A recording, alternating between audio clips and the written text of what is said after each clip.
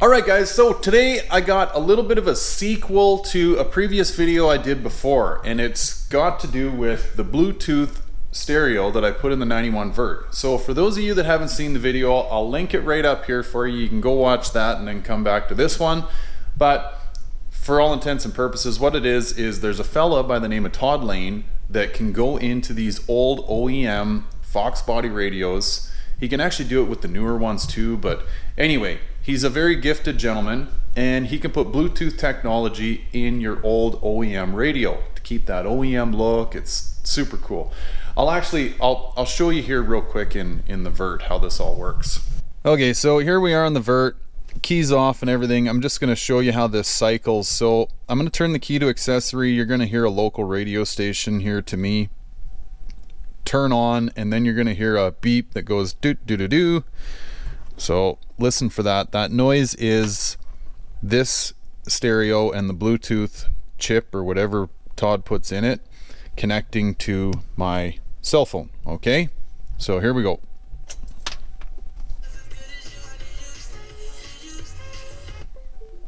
Okay, we're now connected. So now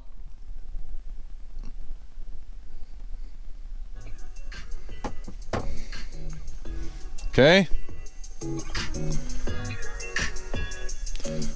Bluetooth tunes. So pretty neat.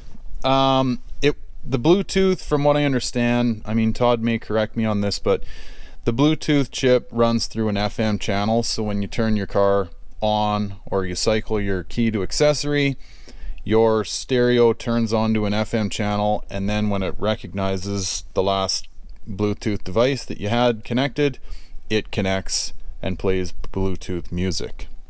Right, so now with all that said, I've done some speaker upgrades in the 91 Vert. I've tried, what my thought was, I had the original speakers in here, okay? And I thought, well, anything's gonna be an upgrade from the old OEM paper based speakers. So I bought some speakers on Amazon. Again, I'll give you a link to that video up here if you want to check it out. Installed some speakers with the purpose of all that being, I wanted to see if I could increase the sound quality in the car a little bit. I think I did ever so slightly. It's a little tough to tell on the video, but the sound quality did increase, which makes sense because you are going to even though the speakers I put in there are not the best quality, they're better than what the OEM speakers were. So I increased on the sound quality there. However, the car is still lacking in like an overall sound in the cab. There's just not enough, for me anyway. And not that I go down, stereos have kind of gone the way of the dinosaur for me. However, when you're going down the road, the freeway, the whatever, you're fifth gear, just cruising, you're not hot rodding around, it's kind of nice to have some tunes on and just let your mind run. So I want to take another stab at trying to get a little bit more sound quality out of this car, which leads me into today's topic. This is, for what it's worth, a no-name, self-powered 10-inch subwoofer. Built-in amplifier, all in one box, plug and play. Now the reason I wanted to go with this is, one, I want to keep my costs down. So I'm not looking to break the bank and or blow the windows out of this car. I just want a more round sound in the cab of the car. And I think I'll be able to get that from this.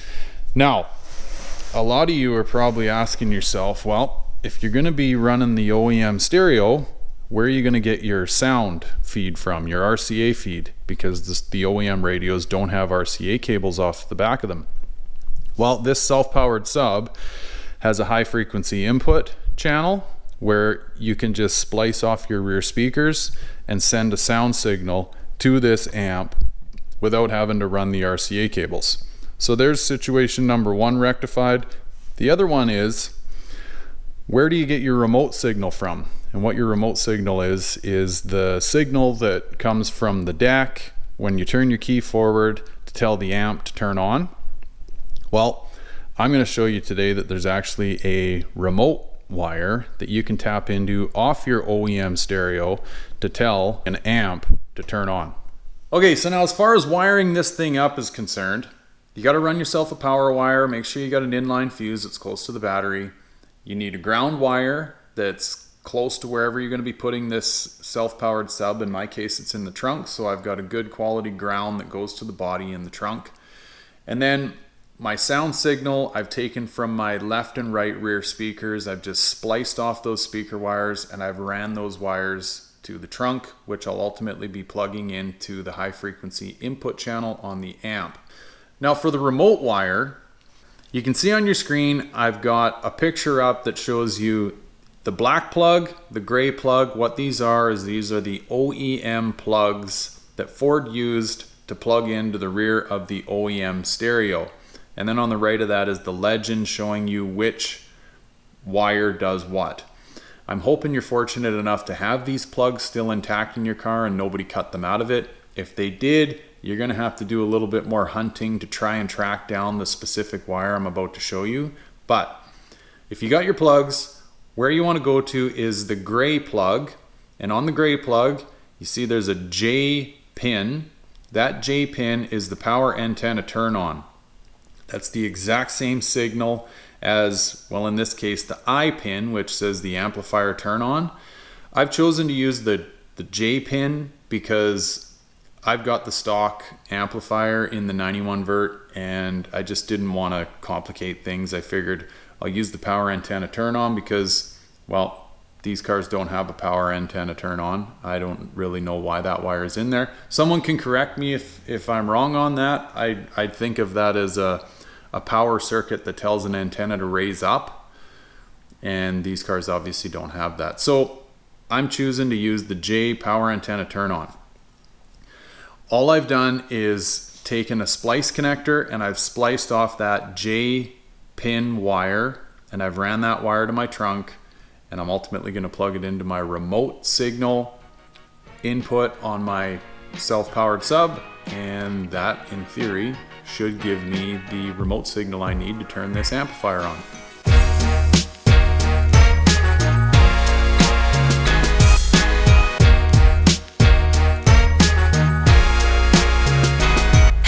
Okay folks, moment of truth.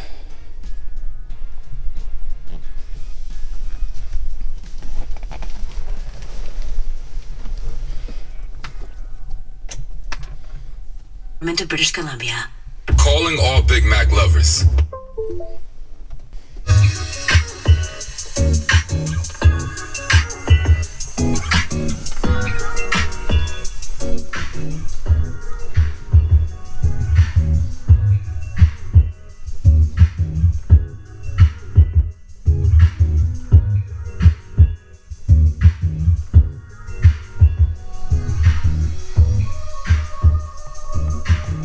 Mission accomplished. So we've ran a amp off the stock OEM stereo, albeit it's had a Bluetooth upgrade, but for what it's worth, you could run an amp off your stock stereo without Bluetooth, without anything. This is how you're going to do it, folks. So I hope this helps some of you guys out there that are trying to maintain that old school OEM 80s 90s look. I like it. I mean, every time I look at that old school deck, especially since Todd Lane has refreshed it for me, he's put a whole new face and dials and everything on it. Like, it looks brand new out of the factory. I don't know, it brings back good memories. So as always, folks, if you got any questions or comments, by all means, please leave them below. I can help you out. If there's anything I missed, or if you think this might help somebody else out there, please, by all means, send it along to them. Thanks a lot for watching. I really appreciate it, and I'll catch you on the next one. Take care, guys. Bye for now.